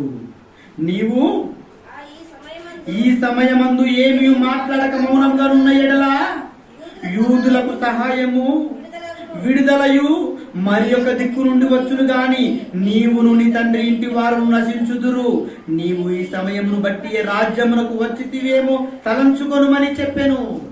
చెప్పుమని నువ్వు మధ్యలో ఒక వ్యక్తి ద్వారా విషయాన్ని చేరివేశాడు. చేరివేస్తే రాణి ఏమని వారికి సమాధానం చెప్పిందో తెలుసా? 10వ వచనం.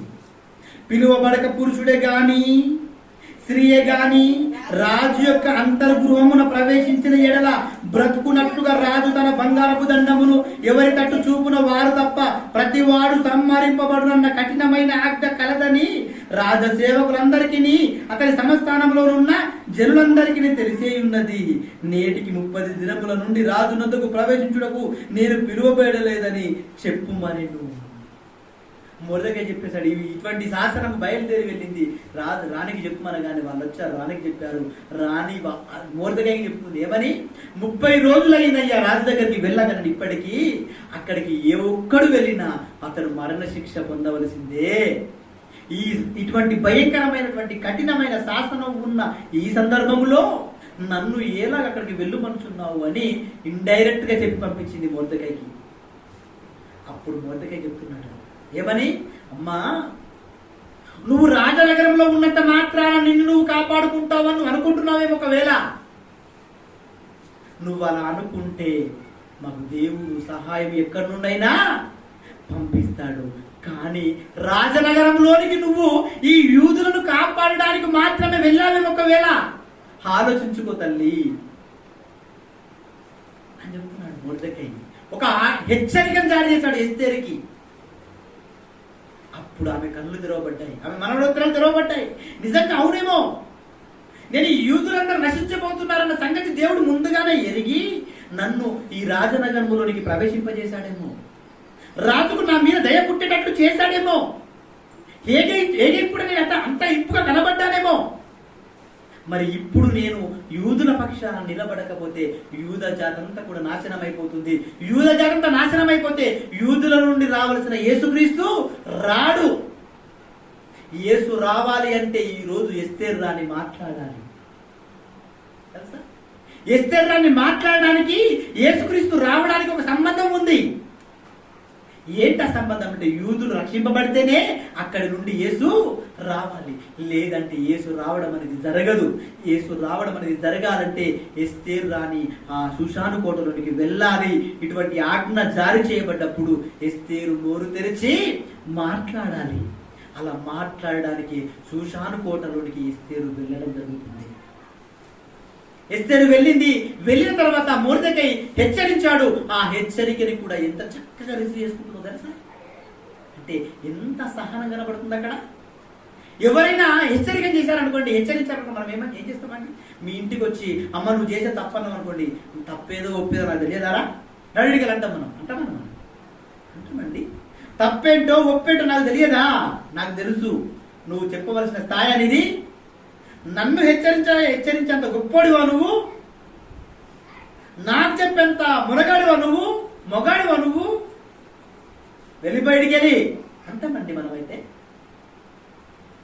ఎవరు ఎస్తేరంటే ఎవరు, ఈ ఆధిక్యత ఏంటి, రాణి, అహష్వేరోషు రాజుకి భార్య. రాణిని హెచ్చరిస్తున్నాడు మొర్దెకై. ఈ షూషాను కోటలోనికి ఇందు నిమిత్తమే వచ్చావేమో, ఆలోచించుకో.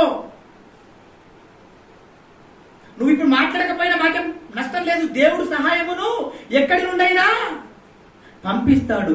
కానీ నువ్వు దేవుడు పంపిన సహాయం ఏమేనేమో, ఒకవేళ దేవుడు మాట్లాడడానికే పంపించాడేమో, జాగ్రత్త అని హెచ్చరించాడు. ఆ హెచ్చరికలు చాలా చక్కగా రిసీవ్ చేసుకుందామే. వెంటనే ఏమని చెప్తుందో చూడండి, 16వ వచనానికి వెళ్ళేసరికల్లా మహిమ చదువున్న వాక్యం 16వ వచనం 4వ అధ్యాయము 16వ వచనం. నీవు పోయి షూషాను నందు కనబడిన యూదులనందరినీ సమాజ మందిరములకు సమకూర్చి నా నిమిత్తము ఉపవాసముండి 3 దినములు అన్నపానములు చేయకుండుడి. నేనును నా పనికత్తెలను కూడా ఉపవాసముందుము. ప్రవేశించుట న్యాయ వ్యతిరిక్తముగా నున్నను నేను రాజునొద్దకు ప్రవేశించుదును, నేను నశించినా నశించెదను. అటువలనే మొర్దెకై బయలుదేరి ఎస్తేరు తనకు ఆజ్ఞాపించిన అంతటి ప్రకారము జరిగించింది. ఏం చెప్తుంది ఇప్పుడు, ఏం చెప్తుంది ఎస్తేరు? అయితే నువ్వు వెళ్ళిపో మొర్దెకైకి చెప్పండి, వెళ్ళి ఏం చేయాలంటే, ఇగో షూషాను నందు ఉన్నటువంటి యూదులందరినీ ఒక దగ్గరికి పోగు చేసి వీళ్ళందరినీ సమాజం మందిరం దగ్గరికి తీసుకువెళ్ళిపోయి మీరందరూ ఏం చేయాలి, ఉపవాసం ఉండండి, పోస్టింగ్ ప్రేయర్ చేయండి. మీరంతా ఎందుకంటే నేను డిసైడ్ అయిపోయాను. నేను నా పనికర్తలు కూడా ఉపవాసం ఉంటాము. నేను రాజనగరంలోనికి, ఆయన సన్నిధానంలోనికి, ఆయన సముఖంలోనికి వెళ్ళడానికి ఆజ్ఞ లేకపోయినా నేను వెళ్ళడానికి తెగిస్తాను. నేను ధైర్యం చేస్తాను. నేను ధైర్యం చేసి వెళ్ళాలి కదా. మరి నేను వెళితే అక్కడ ఏం జరుగుతుందంటే మరణ శిక్ష నాకు విధిస్తారు. నేను నశించిపోతాను. కానీ దేవుడి పక్షాన మీరైతే ప్రార్థించండి అని వారందరికీ ఆజ్ఞలు జారీ చేసి వారికి రిక్వెస్ట్ పేరు పెట్టుకొని ఏం చేసింది తను? రాజ సముఖం దగ్గరికి వెళ్ళి నిలబడింది. అంటే నిజంగా ఈ సందర్భంలో ఎస్తేరు నిజంగా ఒక స్త్రీగా ఎంత చక్కటి నిర్ణయం తీసుకొని చూడండి దేవుని పక్షాన. ఈ రోజు సమాజంలో ఉన్న అనేక మందిని దేవుని వైపు మళ్లించడానికి ఒక స్త్రీగా నువ్వు తీసుకున్న నిర్ణయాలేంటి? తీసుకుంటున్నావు ఏమైనా? యూద జాతిని కాపాడడానికి ఒక స్త్రీగా ఒక మంచి నిర్ణయం తీసుకుంది ఒక ఎస్తేరు. ఈరోజు నువ్వేం నిర్ణయం తీసుకున్నావు? నీ కుటుంబాన్ని కాపాడుకోవడానికి నువ్వేం నిర్ణయం తీసుకున్నావు? ఈ రోజు నీ చుట్టుపక్కల ఉన్నటువంటి కుటుంబాలను కాపాడడానికి నువ్వేం నిర్ణయాలు తీసుకుంటున్నావు? ఆలోచన చేయండి. ఏ నిర్ణయాలు తీసుకోమండి మనం. కానీ ఒక స్త్రీగా ఒక ధైర్యశాలిగా తయారైపోతుంది. నిజంగా చట్టాన్ని వ్యతిరేకిస్తూ చట్టానికి ఎదురు వెళ్ళడం అంటే చిన్న మాట అనుకుంటున్నారా మీరు? రాజు కనికరము చూపకపోతే ఆమెకి ఏం సంభవిస్తుంది తెలుసా? మరణం సంభవిస్తుంది. రాజు జాలి చూపాలి. అతని దండాన్ని ఇలా చూపిస్తే తప్ప బ్రతకరు, చచ్చిపోవలసిందే. అటువంటి భయంకరమైన చట్టం ఉంది అక్కడ. అటువంటి భయంకరమైన చట్టం ఉన్నా ఆ చట్టానికి వ్యతిరేకంగా వెళ్ళిపోతుంది. ఎవరు? ఎస్తేరు. వెళ్ళిపోయి రాజు యొక్క సన్నిధానం నిలబడ్డ తర్వాత రాజు ఆమె మీద దయ కలిగింది. దేవుడు దయ కలిగేటట్టు చేశాడు. రాజును మార్చుకున్నాడు. దయ కలిగింది. అతని దండాన్ని ఆమె భయ పెట్టాడు. ఆమె అడుగుతుంది, చెప్పమ్మా ఏంటి వచ్చావు కదా, ఏంటి నీ యొక్క కోరిక ఏంటి చెప్పు. అప్పుడు అడుగుతుంది కోరిక ఏమని? నేను ఏర్పాటు చేసినటువంటి విందుకు నీవును నీతో పాటు హామానును తీసుకొని రండి రాజా. ఇదే నా విన్నపం, ఇదే నా కోరిక. వెంటనే బయలుదేరాడు. వెళ్ళిపోయారు. హామానును రాజు వెళ్ళిపోయారు. విందులో పార్టిసిపేట్ చేశాడు. ద్రాక్షరసము త్రాగుతుండగా వెంటనే మరలా అడుగుతున్నాడు. ఎవరు? అహష్వేరోషు రాజు. ఏంటి నీ కోరిక చెప్పు. ఈ రాజ్యంలో సగం కూడా నీకు ఇవ్వడానికి నేను రెడీగా ఉన్నాను. నువ్వు కోరిన ఎడల ఏంటమ్మా నీ కోరిక చెప్పు అనగానే మరలా కోరిక కోరుతుంది. ఏమని? నేను ఒక విందు భోజనాన్ని సిద్ధం చేస్తాను. ఆ విందు భోజనానికి ఎవరెవరు రావాలి? హామాను రాజా మీరు కూడా రావాలి. ఇదే నా కోరిక. రేపటి మరుసటి రోజు నేను ఏర్పాటు చేయబోతున్నా. ఈ విందుకు మీరిద్దరు తప్పకుండా రావాలి అనగానే వెంటనే తప్పకుండా చెప్పేశాడు. మరుసటి దినము రోజు ఆ విందుకు పిలువబడ్డారు. ఎవరెవరు? హామాను రాజు. ఇక హామానులో ఎటువంటి ఆనందభరితుడైపోయాడు తెలుసా? హామాను చాలా ఆనందభరితుడైపోయాడు. ఇంటికి వెళ్ళిపోయాడు. తన భార్య అయిన జెరూషను పిలిపించుకున్నాడు. తన స్నేహితులను పిలిపించుకొని ఏం చేస్తున్నాడు? ఇతనికి జరిగిన ఘనతను గురించి అతని భార్యకు అతని స్నేహితులకు చెప్పుకుంటున్నాడు. రాజు నన్ను విందుకి నన్ను తీసుకుని వెళ్ళిపోయాడు. రాణి నన్ను పిలువనంపించింది, నాకు ఇన్విటేషన్ ఇచ్చింది. నిజంగా నేను ఇంత గొప్ప పొజిషన్ వెళ్ళిపోయాడు తెలుసా? ఇంత గొప్ప పొజిషన్ లో ఉన్న నన్ను ఒక్కడున్నాడు నన్ను గౌరవించట్లేదు. వాడు అతను కూడా తెలుసా? మొర్దెకై. అప్పుడు భార్య చెప్పాలి కదండి, ఏమయ్యా ఒక్కడు గౌరవించకపోతే నీకు పోయేదేముంది? ఒక్కడే కదా నేను గౌరవించండి. ఒక్కడు గౌరవించట్లేదు కదా, వదిలేయి అనాలి భార్య. అతని మీద నీకు ఎందుకంటే ద్వేషం అని గౌరవించి చెప్పాలి భార్య, చెప్పుకోవాలి భార్య భర్తకి. అని చెప్పుకుందా? ఫస్ట్ చెప్పుకోలేదు, తర్వాత చెప్తుంది. తర్వాత సెకండ్ కౌన్సిలింగ్ లో చెప్తుంది భార్య. జెరూష ఏమని? అయితే ఈ పరిస్థితి నీకు ప్రమాదకరమైంది అని.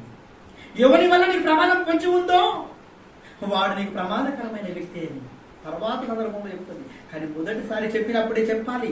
స్నేహితులైన గైడ్ చేయాలి. ఏనా ఒక్కడే కదా నమస్కరించండి వదిలే అనాలి.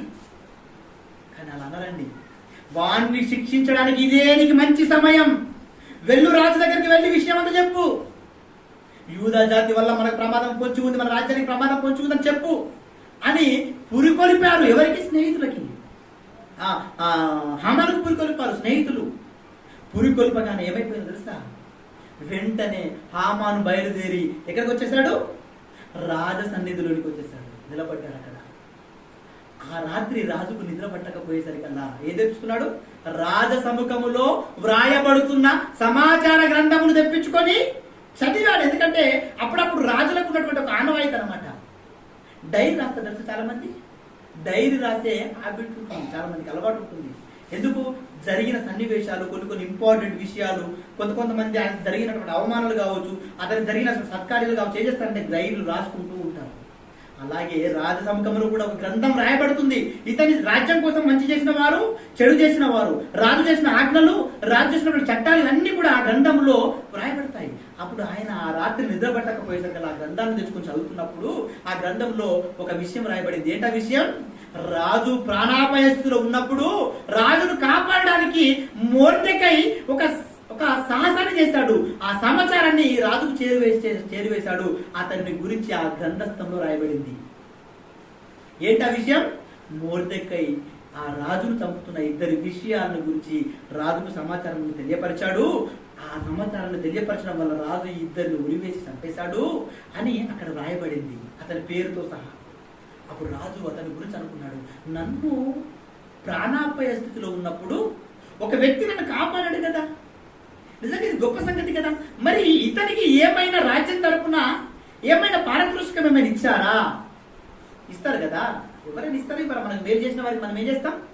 ఏదో ఒక పారితోషికం ఇవ్వడం అనేది రాజ్యం యొక్క ఆనవాయితీగా ఉంటాయి. కొన్ని రాజ్యాలలో అక్కడక్కడ కొంతమంది తప్పిపోయిన వారు ఉంటారు. వాళ్ళకి ఏం చెప్తారు కింద, ఇతన్ని పట్టించిన ఎడలా, ఇతన్ని మాకు అప్పగించిన ఎడలా మీకు ₹1,00,000 బహుమతి ఇవ్వబడి. ఈ మధ్యకాలంలో ఒక చైత్ర అనేటువంటి ఒక స్త్రీ చిన్న 6 సంవత్సరాల బాలికను ఏం చేస్తారు? అత్యాచారం చేసి చంపేశారు. ఆ నిందితుడు పరంలో ఉన్నప్పుడు పోలీసు వాళ్ళు ఏం చేశారు? 10 లక్షలు పెట్టారు అతని మీద రివార్డ్. ఎంత? 10 lakhs. రాజు అనేటువంటి ఇతని కిరాతకమైన మనిషిని, ఈ దోషిని పట్టించిన వారికి ఎంత ఇస్తారంటే గవర్నమెంట్ 10 లక్షలు ఇస్తాం, అంటే ఇది రివార్డ్. అటువంటి రివార్డు ఒక మంచి చేసిన వాళ్ళకు కూడా ఇవ్వడం అనేటువంటిది రాజు యొక్క హ్యాబిట్స్ ఉంటాయన్నమాట, అలవాట్లు ఉంటాయి. మరి ఈ మొర్దెకైకి ఏమైనా మంచి చేశారా అంటే ఏం చేయలేదు అక్కడ. కాబట్టి రాజు కలగంటున్నాడు. అప్పటికి చదివి రాత్రంతా కలగన్నాడు. కలగని అతను చదివిన వెంటనే అతనికి గుర్తొచ్చేసింది ఏమనంటే, ఎలాగైనా అతనికి నేను ఏదో ఒకటి చెయ్యాలి అనుకున్నాడు. అనుకొని రాజసముఖంలో ఎవరైనా ఉన్నారా అని ఆజ్ఞను జారీ చేయగానే వెంటనే బట్టలు ఏం చేశారు? ఉన్నారయ్యా. ఎవరు? హామాను. హామాను పిలువలంపించింది. హామాను చేశారు. రాజు గణపరచాలనుకున్నటువంటి వ్యక్తిని ఎలా గణపరిస్తే బాగుంటుంది హామాను, నువ్వు చెప్పంటాడు. అదవుతుందా? ఎంత మంచి ప్రశ్న చూడండి. రాజు గణపరచాలనుకుంటున్నాడు, ఒక వ్యక్తిని సన్మానించాలనుకుంటున్నాడు. అలా నేను రాజు అయిన నేను సన్మానించబోతున్నటువంటి ఆ వ్యక్తికి నా సన్మానం ఎలా ఉండాలో నాకు మంత్రిగా ఉన్నటువంటి నువ్వు చెప్పు ఒకసారి, ఎలా చేస్తే బాగుంటుంది అనుకో అని. ఇతను మరి అక్కడ గణపరిచే వారు ఎవరున్నారు? హామానే కదా. రాజు ఎక్కువగా మంచిగా, రాజు దృష్టిలో మంచి అభిప్రాయం కలిగిన వ్యక్తి ఎవరు? హామానే. కాబట్టి హామాను ఓవర్ ఇమాజినేషన్ చేసుకున్నాడు లోపల. ఎక్కువగా తనకు తానే ఊహించుకొని, రాజు నన్ను తప్ప ఇంకెవరిని గణపరుస్తాడు? నన్నే గణపరుస్తాడు. కాబట్టి ఇక మనం చెప్పే విధానం చాలా గొప్పగా ఉండాలనుకుని ఆలోచన చేసుకొని అప్పుడు చెప్తానంటే ఆ హిస్టరీ అంతా కూడా అక్కడ కనబడతా ఉంటుంది మనకు. ఒకసారి ఆ సందర్భాన్ని చదువుదాం, బాగుంటుంది. 6వ అధ్యాయము 1వ వచనం. ఆ రాత్రి నిద్ర పట్టకపోయినందున రాజ్యపు సమాచార గ్రంథము తెమ్మని రాజు ఆజ్ఞయ్యగా అది రాజు ఎదుట చదివి వినిపింపబడెను. ద్వారపాలకులైన బిగ్దాను, తేరేషు అను రాజు యొక్క 2 నపుంసకులు రాజైన అహష్వేరోషును చంప ప్రయత్నించిన సంగతి మొర్దెకై తెలిపినట్టు అందులో వ్రాయబడి ఉండేది. 3వ వచనం. రాజు ఆ సంగతి విని, ఇందు నిమిత్తం మొర్దెకైకి బహుమతి ఏదైనను ఘనత ఏదైనను చేయబడేనా అని అడగగా రాజు సేవకులు అతనికి ఏమీ చేయబడలేదని ప్రత్యుత్తరం ఇచ్చింది. అప్పుడు ఆవరణలో ఎవరున్నారని రాజు చెప్పాడు. అప్పటికి హామాను తాను చేయించిన ఉరికొయ్య మీద మొర్దెకైని ఉరి తీయింప సెలవిమ్మని రాజుతో మనవి చేయుటకై రాజనగరు యొక్క ఆవరణంలోనికి వచ్చి ఉండేను. రాజసేవకులు ఎరినవాడా చిత్తగించుము, హామాను ఆవరణంలో నిలవబడి ఉన్నాడని రాజుతో చెప్పగా రాజు అతన్ని రానియుడని సెలవిచ్చినందున హామాను లోపలికి వచ్చింది. ఇప్పుడు 6వ వచనంలో చెప్తున్నాడు చూడండి. రాజు గణపరచను అపేక్షించు వానికి ఏమి చేయవలనని రాజు అతన్ని అడగగా హామాను, నన్నుగాక మరి ఎవరిని రాజు గణపరచన అపేక్షించునని తనలో తాను అనుకొని రాజుతో ఇట్లా నేను రాజా, రాజు గణపరిచిన అపేక్షించు వానికి చేయదగినది అనగా 8వ వచనంలో లిస్ట్ చెప్తున్నాడు.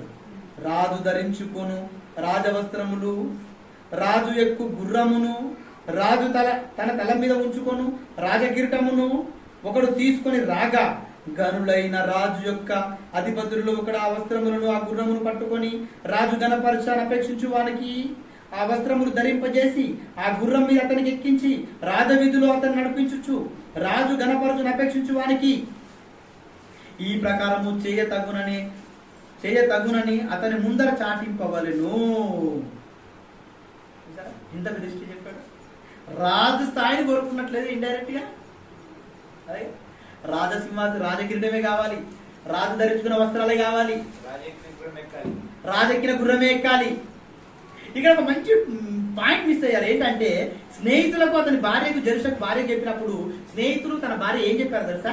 ఒక ఊరి కొయ్యను చేపించు, ఆ ఊరి కొయ్య మీద మొర్దెకైని ఊరి తీసేయి, ఎందుకంటే ఇంకా కొంచెం లేట్ చేసావంటే నీకు ప్రమాదం కొంచెం ఉంటుంది, నీకైతే ఎవరైతే నమస్కరించట్లేదు అతని ఊరి కొయ్య మీద నువ్వేం చేయాలి, ఉరి తీయించాలి అనగానే వెంటనే రాజు సన్నిధిలోకి వచ్చి ఏం పర్మిషన్ అనడానికి వచ్చాడట ఆయన? మొర్దెకైని ఉరి తీయడానికి పర్మిషన్, ప్రతులు తీసుకోవడానికి వచ్చి నిలబడ్డాడు ఇక్కడ. అదే సందర్భంలో దేవుడు చూడండి ఎలాంటి ప్రక్రియ చేస్తున్నాడో. దేవుడి పక్షాన నిలబడ్డ వారికి దేవుడు ఎప్పుడు మేలు చేస్తాడు అనడానికి ఒక నిదర్శనం తెలుసా? అతను వచ్చి మొర్దెకైని చంపాలని అతను అనుకుంటున్నాడు. దేవుడు అదే ఊరికొయ్య మీద హామానును ఉరి తీయించడానికి ప్లాన్ సిద్ధం చేస్తున్నట్లుగా ఉంటుంది అక్కడ. అదే ఊరికొయ్య మీద హామానునే ఉరి తీయించడానికి దేవుడు ప్రయాసపడు అక్కడ ప్లాన్ సిద్ధం చేస్తున్నాడు. ఇప్పుడు అడగగానే దిష్టంతో చెప్పగానే అయితే పని చేయి. మరి ఏంటి ఆ పని అంటే, మరి రాజు అపేక్షించు వారికి ఎంత ఉన్నతంగా ఘనత చేయించాలన్న సంగతి నువ్వే చెప్పావు కదా, అయితే ఆ పనిని ఎవరు చేయాలి? ఇప్పుడు నువ్వే చెయ్యి అన్నాడు. మరి ఆ వ్యక్తి ఎవరు అంటే మొర్దెకై అన్నాడు. అంతే. మొర్దెకైకు హామానుకు పడదు, భయంకరమైన శత్రుత్వం. ఇప్పుడు హామాన్ ఏం చేశాడు తెలుసా? మొర్దెకై తీసుకొచ్చాడు ఈ రాజ కిరీటం, రాజవస్త్రాలు, రాజెక్కిన ఏనుగును తీసుకొచ్చేటప్పుడు అక్కడ ఉన్నటువంటి భటులంతా కూడా ఏం చెప్తున్నారు? రాజు అపేక్షించు వానికి ఈ మాత్రము చేయాలంటే ఇవన్నీ చెప్తున్నారు లిస్ట్ అంతా. ఆ లిస్ట్ అంతా చెప్తున్నప్పుడు మొర్దెకైగా వస్త్రాలు ధరింపజేసి ఆ రాజకిరీటం పెట్టి రాజకిన గుర్రం మీద మొర్దెకైని కూర్చోబెట్టి ఆ గుర్రం ఎదుట నిలబడ్డ వ్యక్తి ఎవరంటే హామాన్ నిలబడి ప్రకటిస్తున్నాడు. ఏమని? రాజు గౌరవపరిచినటువంటి వ్యక్తి ఈ మాత్రం చేయాలి, ఇలా ఉండాలి అని ఇలా ఊరేగింపు చేశారండి అహీషోరు కోట చుట్టంతా. ఏం జరిగింది? ఇప్పుడు అవమానపరచాలనుకున్నటువంటి హామానుకు ఏమెదురైంది? అవమానం ఎదురైంది. ఇంటికి వెళ్ళిపోయాడు. ఇంటికి వెళ్ళిపోయిన తర్వాత ఈ సందర్భం అంతా చెప్పుకుంటే ఎలా ఉంటుంది పరిస్థితి? ఇంకా భయంకరంగా. ఇంటికి వెళ్ళాడు లేదో వెంటనే మరొక సమాచారం వచ్చేసింది. ఎవరికి? హామానుకి. ఏంటో సమాచారం? రాణి అయిన ఎస్తేరు ఏం చేసిందో తెలుసా? విందును సిద్ధం చేసింది. నేను త్వర పెడుతున్నారు, నేను రమ్మంటున్నారు అనగానే, రాజు పిలుస్తున్నారు అనగానే వెంటనే బయలుదేరిపోయాడు హామాను. తన భార్య అయిన జెరుషుతో మాట్లాడడానికి అవకాశం కూడా ఉండకుండానే వెంటనే పరిగెత్తుకొని రాజును తీసుకొని ఎక్కడికి వెళ్ళిపోయాడు? విందు దగ్గరికి వెళ్ళిపోయాడు. ఆ విందులో హామాను కూర్చున్నాడు. ఎవరు కూర్చున్నారు? ఇంకా రాజు కూర్చున్నాడు. వాళ్ళిద్దరికి ఎవరు వడ్డిస్తున్నారు? రాణి. అలా నిలబడుతుంటే రాణిని చూసినటువంటి అహేశ్వరుడు అడుగుతున్నాడు మళ్ళా, ఆమె మీద దయ్యంటే నిజంగా ఇంత మంచి క్యారెక్టర్ కలిగి ఉంటుందంటే రాణి. చాలా ఓవర్ బిల్డప్ ఉన్నాయి రాణి. ఎస్తే నీ ఓవర్ బిల్డప్స్ ఉండవు. నేను రాణిని కదా, నేను రాజకోటలో ఉన్నాను కదా, నా బిల్డప్ ఉంటుంది ఆమెకి. ఆమె రాణి అంటే ఎన్ని ఉంటాయి తెలుసా ఆమె దగ్గర? అన్ని రకాల ఆస్తులు, ధనవంతురాలు, ఐశ్వర్యం అన్నీ ఉంటాయి. అలా ఉంటుందండి, సింపుల్ గా ఉంటుంది రాని. ఆమె చూడగానే ప్రతి ఒక్కరికి ఎటువంటి దయ కలుగుతుంది తెలుసా? దయ కలిగిపోతుంది, అంత గొప్పగా ఉంటుంది. ఒక సాంప్రదాయం కలిగినటువంటి ఒక స్త్రీ రాణి. ఆ రాణి చూడగానే రాజు నిజంగా ఎందలేని దయ కలుగుతుందండి. మరలా అడుగుతాడు ఆమె, ఏంటమ్మా నీ కోరిక ఏంటి? నన్ను ఇంత ప్రేమ చేస్తున్నావు కదా, నన్ను ఇంత ఎక్కువ చేసుకుంటున్నావు, ఏంటి నీ కోరిక అంటే అప్పుడు నోరు తెలుస్తుందండి. ఏమంటుంది తెలుసా? నా జాతి అయిన యూదులను చంపాలని ఒకడు కుట్ర పన్నాడు. కుట్ర పన్నడమే కాదు, వాడు ప్రతులను కూడా అంటే శాస్త్రాన్ని కూడా చేపించాడు. ఆ శాసనం మీద మీరు ముద్ర కూడా, సీలు కూడా వేశారయ్యా. నా జాతి నశించిపోతుందయ్యా, నా జాతిని కాపాడుకోవాలనుకుంటున్నాను. నా జాతిని చంపడానికి ఒక్కడే కుట్ర పన్నాడు అనగానే రాజు కోపాగ్రస్తుడైపోయి ఎవడని చెప్పు వెంటనే వారికి శిక్షించాలగానే ఈ పక్కనున్న వాడికి కాళ్ళు చేతులు గద వణికిపోతుంటాయి. అంతే కదా, వాడిని పక్కన కూర్చోబెట్టి వాని గురించి ఈయన కంప్లైంట్ చేయడం అంటే చిన్న మాటనా? ఆలోచన చేయండి, ఏంట గట్స్. ఒక స్త్రీగా ఆమెకు ఉన్నటువంటి ఆ ధైర్యం చూడండి. మొదటిసారి ఎందుకు వచ్చినప్పుడు చెప్పేయచ్చు కదా, నో వీడు కూడా అది చేయబడాలి, రాణి పిలుస్తుంది కదా అనుకోవాలి కదా, రాణి గొప్పదని అనుకోవాలి కదా, రాణితో పెట్టుకుంటే జాతితో పెట్టుకుంటే ఎటువంటి ప్రమాదం పొంచి ఉందన్న సంగతి వీడికి తెలియాలి కదా, వీడిని శిక్షిస్తుంటే ప్రపంచమంతా చూసి భయపడాలి కదా. ఎంత మంచి ప్రణాళిక సిద్ధం చేసింది చూడండి.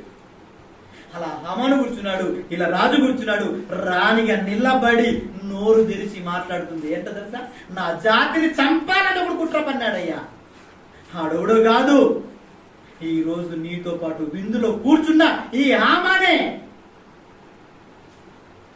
నిజంగా ఏంట ధైర్యం, ఆలోచన చేయండి. అటువంటి ధైర్యం నీకుందా ఈరోజు? దేవుడి పక్షాన నిలబడి దేవుడి కోసం మాట్లాడే ధైర్యం నీకుందా? దేవుడి కోసం చెప్పే నిర్ణయాన్ని తీసుకుంటున్నావా? దేవుడికి సముఖంలో నీ కుటుంబాన్ని పెంచుకునే నిర్ణయాన్ని నువ్వు తీసుకుంటున్నావా? దేవుడికి వ్యతిరేకంగా మాట్లాడుతున్న వారికి ధీటైన సమాధానం చెప్పే ధైర్యం నీకుందా? ఒక ఎస్తేరును చూసి మీరు నేర్చుకోవాలి. నిలబడ్డది, చెప్పేసింది సమాధానం. ఈ హామానే అనగానే రౌద్రంతో వెళ్ళిపోతాడు. అతను విందులో నుంచి లేచి వెళ్ళిపోయాడు. ఎవరు? రాజు. ఇంత మూర్ఖంగా ప్రవర్తించావా నా భార్య విషయంలో, నా భార్య జాతి విషయంలో అనుకొని వెళ్ళిపోయాడు. వెళ్ళిపోయిన తర్వాత గజ వణికిపోతున్నాడు. వణికిపోయి ఎలాగైనా నాకు శిక్ష తప్పేటట్టు లేదు, మరి ఆ శిక్షను తప్పించుకోవాలంటే నాకున్న ఒకే ఒక ఆప్షన్ ఎవరు? రాణి కాళ్ళ మీద పడుతానని ఆమె పడుకున్న శయ్యపై వెళ్ళి ఆమె దగ్గర కనబడేసరికి రాజు అది చూశాడు. మరణ భార్య చెరపడానికి వెళ్ళాడా వీడు? నా భార్య శయ్యపై కనబడ్డాడు ఏంటి అని చెప్పేసి ఇంకా కోపగ్రస్తుడైపోయాడు. ఇతను నేను ఏం చెయ్యాలని అడగగానే వెంటనే పక్కనోడు ఒక సలహా ఇచ్చాడు. ఏమని? మొర్దెకైని శిక్షించడానికి వీడు ఒక ఉరికంబాన్ని రెడీ చేశాడయ్యా, అదే ఉరికంబం మీద ఉరి తింటాను అని సలహా ఇచ్చిన వెంటనే అయితే ఉరి తీయండి అన్నాడు. వెంటనే ఇతన్ని తీసుకెళ్లారు హామానుని. హామాను ఎవరి కోసమైతే ఆ ఉరికొయ్యను రెడీ చేశాడు, అదే ఉరికొయ్య మీద శిక్ష పడేటట్లుగా చేసింది ఒక ఎస్తేరు రాణి. ఆలోచన చేయండి, శిక్ష చేసేసారండి. శిక్షించబడ్డాడు, చంపబడ్డాడు.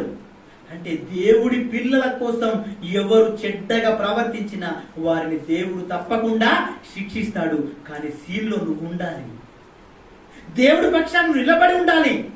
చరిత్రలో చాలా సందర్భాలు మనకు కనబడతాయి. ఈరోజు మనం నిలబడుతున్నాం అట్లా దేవుడి పక్షాన? లేదండి. దేవుడి పక్షాన నిలబడితే విజయాన్ని చేకూర్చేది ఎవరు? దేవుడు మనకు విజయాన్ని చేకూరుస్తాడు. కానీ మనం నిలబడాలి, ఆ నిలబడే మనసు మనకు కావాలి. కానీ ఈరోజు మనం నిలబడట్లేదు. నిలబడుతున్నామా? దేవుడి పక్షాన కాదు కదా. దేవుడి పిల్లలను దేవుడి వైపు మళ్లించడానికి ప్రయాసపడమంటేనే భారంగా ఇబ్బందిగా ఫీల్ అయిపోతున్నాం మనమంతా. వద్దు.